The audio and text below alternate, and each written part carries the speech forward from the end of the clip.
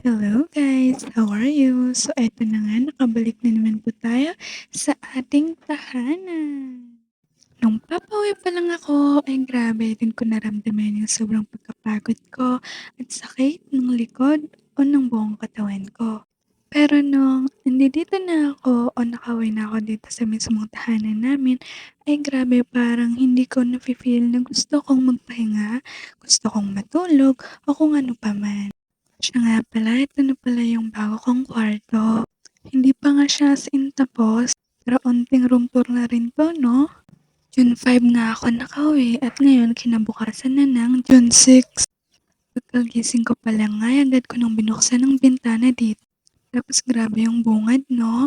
Sobrang aga pa naman pero grabe yung nanay ko nakapaglabanan ng mga bedsheet. Tapos bukod nga diyan ay maaga rin siyang umaalis para pumasok sa kanyang trabaho. Grabe yung time management niya 'no? Pagdating sa mga ganyan ay idol na idol ko talaga yung nanay ko. Sobrang sipag, mabait, tapos mapagmahal sa mga anak o pamilya.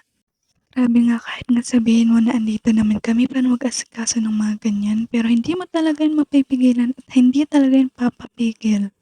Sobrang tunay na at sadya na talagang napakasipag ng nanay namin. Hindi 'to bola-bola o pang pa-proud lang ha, tunay talaga yon.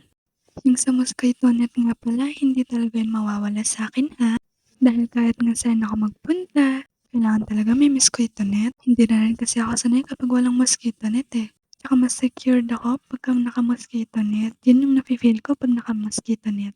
Kaya mapa-aircon man yan o kung ano pa man, basta hindi mawawala 'tong mosquito net ha. Sa videong ito ay hayaan niyo munang iparinig ko sa inyo ang boses ko ng bagong gising lang. And by the way guys, pagpasensyahan niyo muna yung masyadong makalat o onting kalat ha.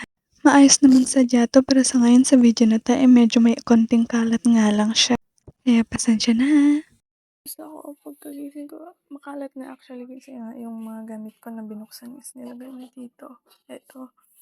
Tapos yung damit ko, yung bag. Tapos, ayun, lagi lang yun nakalagay dyan kahit ata nung wala ako kasi nadatnan ko na yun kasi pag umuulan. Tapos makalat na actually kasi syempre may ako. Pero hindi ako makapaniwala. Walang andito na ulit ako. Andito na ulit ako. Andito na ulit ako. Ayan. May gagawin nga pala yung intay ko dyan sa Yeronan kaya andyan yan sa gilid. At dito ako nasasabihin na from this to this. Hindi pa nga lang pala tapos yan kaya naman pinagsampayan na muna ng mga damit. Halos ang buong bahay nga namin dito hindi pa tapos talaga.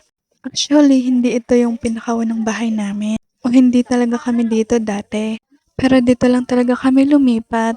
Ayun lang, maraming salamat sa panonood.